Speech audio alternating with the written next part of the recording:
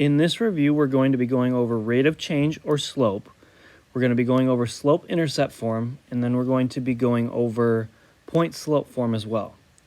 The first few problems on here are all dealing with rate of change. So to start, we have a sideways table. Sideways tables and upright tables like this one on number 2, they are the same thing. We just have to basically find our change in y's and then find our change in x's, and then we're going to divide them. So as you can see, I've already done that down here. My change in y's was -5, which is why I put it on top. My change in x was 2, so I put it on bottom. And I couldn't simplify that, so I left my answer as -5/2. That's my final answer for number 1. Number 2 is very similar, except in this case, they're not all going up by the same amount like we had here where it was -5, -5, and -5. In this case, we have +6, +9, and +3. And on the left-hand side, it's +4, +6, and +2. So you might be asking yourself, is this really going to be a linear function in the first place? And then if so, what is our slope? We know it's a linear function only if all of our y's divide by our x's and we get the same thing. And in this case, we should get the same thing. It's going to be 6 divided by 4, which is simplified 3/2, 9/6, which is 3/2 if you simplify, and then 3/2 is obviously the same thing as 3/2. They all simplify to 3/2, therefore this is linear, and our slope is 3/2. Number 3. This is just a different way of looking at it. Honestly, you could make, and I've told you guys this before, you can make little tables with these points just on them. So like 5, 3, and -2, 4. These are your x values and these are your y values. And you could do your change in y over change in x. Except that's not really how I would do it, so I didn't do it that way. I just basically took my change in y's just by looking at these points. And I saw that they're going down by 7 as I go to the right. As for my x values, they're also going down 7. So my change in y over my change in x was -7/7, which is the same thing as 1, and that's what I had for my answer. I'm skipping now to number 5 because it's the exact same type of problem. My change in y's was -4, my change in x was +5, so I got -4/5 with my change in y over change in x. Number 4. I'm going back to number 4 now. So as you can see, I had to go down 2 and over 3. You can tell by my highlighter there that I highlighted my path from those points, the middle point to the right point. And as you can see, if I go down 2 and over 3, my slope becomes -2/3 because it's the change in y's over change in x's. Number 6, we have a perfectly vertical line, and we just have to know off of that that our rate of change or our slope on that one is going to be undefined. I'm skipping now to number 10. On number 10, if you guys can switch to that problem. If I zoom in here, you can see it even a little bit better. It looks like it's going down 1 and over 2, but under further investigation here, we are seeing it's actually, if you go down 1 square, that's actually 50, what is this? Sorry, water or gallons. 50 gallons is what we went down. So it's going from 500 to 400 here, and we went halfway, which makes that 50. We're going down 50, and then our x-axis is going by 1, so we're actually moving over 2. So it would be -50/2 there. I don't know if I even ever wrote that, but I can write it really quick here. -50/2, which is the exact same thing as just a 25 for my slope. Scrolling down to number 11 now. We're on number 11. And it's asking us to go from D to E. As you can see, I highlighted it on my page here. That's a perfectly up and down line. Whenever you see that, that is an undefined slope. That's what it's asking for here. It's asking for the slope. It's undefined. So that's our answer. We don't really have a slope for that. Again, undefined is like an error. We don't really have a slope for that if it's straight up and down. Number 12. It's asking, how far is Sarah from home? Well, at the start, when time is 0, which would be right there, when time is 0, she is at 600. So that is her distance from home, 600 miles. And then it asks what her average speed was. To find that, as you can see, I've highlighted the 2 points that I kind of looked at for my slope here. One was up there and one was down here. So my slope, I went down 600 and I went over 8. So then I had to have my slope as 600 over 8, which is the same thing as 75. And then I put it in miles per hour because honestly, that's what I'm doing. I'm dividing 600 miles and then 8 hours. So it's miles divided by hours, which is miles per hour, which is obviously what we use all the time in America for speed. All right, next one. Determine the rate of change in the problem below. Now, you could do this multiple ways. I know probably most of you, or maybe some of you, took $28.50 and divided it by 3. Because if you earn $28.50 after 3 hours of work, you can figure out what you're getting paid hourly by doing that, by just dividing them. I did it the way that it was intended to do it, and if you didn't do it this way, that's okay, but I actually wrote them down as points. And as you can tell here, I actually put my 3 in the front, even though that it was listed like second in the problem. I listed it first here because that is actually my independent variable. If you're thinking about it, the amount of money I earn depends on how much I work in this situation. If you're getting paid per hour, the amount of time that you put in, that determines your pay. So that means 3 and 25 are my independent variables, and the money that I earn depends on how much time I put in. So that's why I have my ordered pairs set up like that. Then I just did my change in y over change in x. And my change in y was 209 and my change of x was 22. If I divide those, I got 9.5. Basically, that's saying I get $9.50 per hour. Number 14 and 15 are very similar. Let me scroll in on 14. It says that we want to write an equation in slope-intercept form. So number 14 here, it looks like my slope is a rise of 2 and a run of 1. If you can see my 2 points there, rising 2, running 1. My y-intercept was right here at my second point, and that is located at 1. And my equation then, I just have to fill those in. So I had y equals 2x plus 1. Number 15 is very similar. We went down 1 and over 1. And my y-intercept was at -2. Therefore, there's my equation for it. Y equals -1x minus 2. Number 16, we already kind of talked about this. And honestly, this is one of the things that I hear most often from you guys as questions. You come up to me and you say, Mr. Anderson, this is a vertical line. Does that mean my equation, you can't write an equation? So because the question asks for an equation in slope-intercept form. And so I have a lot of students saying, you can't write an equation. It's a perfectly up and down line. You always say that's undefined or an error. That's a little bit different. That's talking about the slope. Whenever you have a vertical line, this is how I like to think about it. This vertical line is going through the x-axis right at that point. Where is that point? Well, I would say it's at 2.5 on the x-axis. So my equation then, it's going through the x-axis at 2.5. So my equation is x equals 2.5. In this one, my line is going through the y-axis at -1. So my equation is y equals -1. So basically for these two problems, it's good to kind of look at them both at the same time.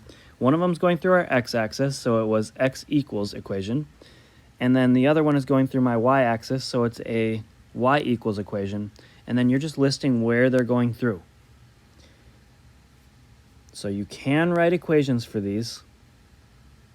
You can't write a slope for number 16. Number 23 is the same situation. It's got a lot of words up here, and it might have confused you when it said that represents your situation when x is greater than or equal to 0. We don't even really need that. It's asking for the equation of this line, and I see this line is going through the y-axis at 3, so that's why I put my answer as y equals 3. It's not going through the x-axis, otherwise I would circle A, but it's going through the y-axis instead. Number 18. We should be able to get these down. The only problem that I saw with these was that it's asking for slope-intercept form, and we aren't given a y-intercept. We weren't ever given one. So, I've said this before, we have to take what they're giving us. So on number 18 here, we have to take what they're giving us. They're giving us 2 points. From the 2 points, we can figure out our slope. We had a positive 6 in our change of y and a positive 6 in our change of x. That means our slope was a 1. And then I just used one of the 2 points. In my case, I used 4, 3. And I made this equation. Again, making this equation, you've got to use the opposite. So I went y and then negative 3, even though it was a positive 3 here. I used y negative 3 equals 1, which was my slope, times x minus 4, because we got to use the opposite of our point, our x value in our point. Okay, so then it's just a matter of solving. So we're going to distribute, and then we're going to add 3 to both sides. You guys can solve that on your own, but you should get this for your answer, and that is in slope-intercept form. You just don't see the slope there. There's really a 1 in front of that x. Number 19. Number 19, we are going to use our same strategy for the last one. Our slope is going to be positive 3 over negative 1, which is the same thing as just negative 3. And then our point, I just used this point, negative 1, negative 2. I made it into a point slope form equation, and then I ended up solving it and got this for my answer. Y equals negative 3x minus 5. Okay. Number 20. Number 20. I didn't actually have to do any manipulation of the equation here. I didn't change it at all because it's already in y equals mx plus b form. So I basically used negative 2. As you can see, it's like the more filled in dot there for my y-intercept. And then I used negative 1 over 1, which is really like it's a negative 1x, and then I put it over 1 for my slope. So I rise negative 1, and I run 1. That's going to give me this line. So hopefully you got this line too. And boom. There we go. Number 21. Didn't have to do much here. I just subtracted 8 from both sides, and I ended up getting it in y equals mx plus b form. I had to put my point at negative 8, which is way down at the bottom here. The problem that I had with this one was that now I had to rise negative 6 and run 1, and that would take me off of my page. I'd be down there somewhere. So I actually had to go backwards. I rose 6 and went backwards 1. It's a little hard to understand, but you gotta see that my point would have been down here if I would have rose negative 6 and ran 1. So I had to go backwards, and that's what I did. So my line should look something like that with arrows on it, and we're good there. The next one I had to change around a little bit more. I subtracted 10 from both sides. Then I divided all 3 parts by 2. So I had to get the 2 away from the y, so I divided it there, and divided it there. And the good thing was everything divided nicely for me, and I got a nice equation, and I could graph it. So I'll fix this line here. There we go. Throw some arrows on those. We should always put arrows on our graphs when we're hand drawing them. Okay, number 24. Again, I don't know if we're in order. I think we skipped 23. But number 24, Fred is going to Sky Zone. He must pay for a pair of socks to jump, as well as pay for every hour that he jumps. Here's our equation, and that's what represents the situation. Describe which each value in the equation represents. I said 5 represented the cost of the socks. That's just because it's a one-time payment. You don't have to pay for new socks every hour that you're there. You just pay for socks when you walk in. That's why it's not attached to an x variable. The 10 is attached to an x variable, and we said, I think in here somewhere, maybe it didn't say, but x represents time in this problem. So it's $10 per hour, basically. That's how I would write that. I'm skipping 26. I guess I'm going from 24 to 25. I don't know why 26 was there. 25. It's wanting to know which one has the greater y-intercept and which one has the greater slope. So if I zoom in here, it's easier to see then. Okay, as you can see on my table, all of these have a change in y of 6, and a change in our x was only 2, so I had 6 over 2, which I eventually simplified to 3. My b value was 5, and I figured that out just because it's across from 0. That's where you have to look on the x column. Whatever's across from 0, that's your y-intercept. On letter B, my rise over run determines my slope. So 1/2 is my slope because I'm rising 1 and running 2. Then I found my y-intercept, which was at 1 right there. So that's how I got my y-intercept. Let me erase this highlighting for a second. Okay, so then it just comes down to what's the bigger slope and which is the bigger y-intercept. I see 3 being bigger than 1/2, and I also see 5 being bigger than 1. So actually, function A, this one right here, was greater in both, and that's why I circled letter C. It says function A is a greater slope and a greater y-intercept for letter C. Number 27 was pretty quick and easy for me. It's asking for point-slope form, and it's giving you a point and a slope. This is your equation, and you just had to fill it in. So making sure, once again, that your y value is the opposite. That's going there. Your slope is there, and then your x point is the opposite as well.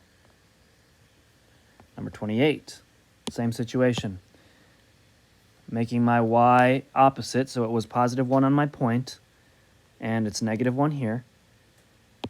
Here's my slope, and then my x point is also, I didn't make it opposite. I gotta fix that. There we go. It should be a +2. It's gotta be opposite, and this one was a -2. So I made a mistake there too. There we go, fixed. Okay. Number 29. So on 29, it's just wanting us to graph these things.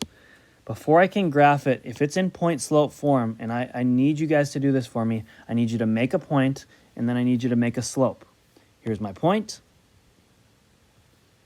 And I got those from doing the opposites. So this was -2, and I changed it to a +2. This is +1, and I changed it to a -1. I found that point on my graph at 2, -1. And then my slope was 3, which I've already drawn out my points for. That would be our line then. Same situation over here.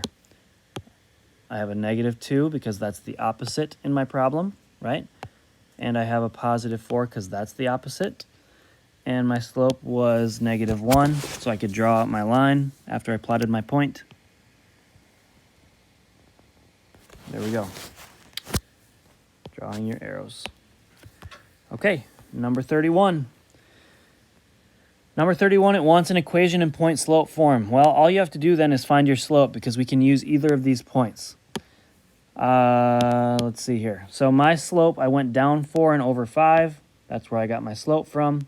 And then I just chose point 1, 2. You could choose either point, and I actually have them both listed down here, but with 1, 2, this is your equation. You got to do the opposite of your x and your y. And then otherwise you could have this one too. So either of those would be counted correct. Moving on to number 32, it's the same situation. Find your slope, which I found as 6 over 5. And then either of these equations will work. Number 33, we are writing an equation in slope-intercept form here. That means we need the slope, and as you can see, I had to kind of zoom in a little bit to see this maybe, but my change in y was negative 12, my change in x was positive 6. If I divide those, negative 12 divided by 6, we get negative 2. That's my slope. Then I just have to choose a point. I think I chose the first one. I chose this point right there, because I had a negative 2, which was the opposite, and a negative 5, which was the opposite. So that's my point slope form equation. It's not asking for that, though. It's asking for slope-intercept form as well. So I actually had to switch it just by adjusting some things, distributing, and then adding 5 to both sides, and I ended up getting my point slope form right there. That's it for that one. And I think we're actually at the end here. Yeah, I don't have any of the answers to the other ones on here, just because nothing else is going to be on that quiz. So that should take us to the end.